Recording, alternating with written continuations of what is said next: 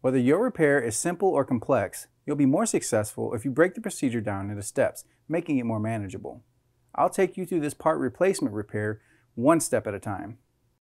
To replace the right lower rack roller cover in your GE dishwasher, roll the lower rack assembly out of the dishwasher and take out the silverware basket.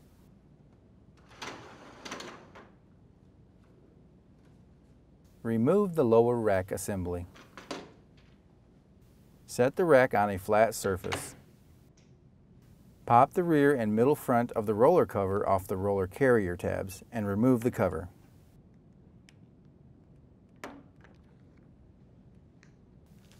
To install the new roller cover, insert the tabs into the carrier and snap into place.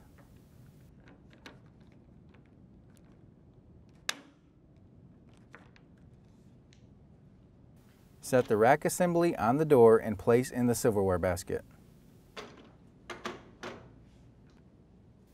Slide the lower rack assembly back into the dishwasher.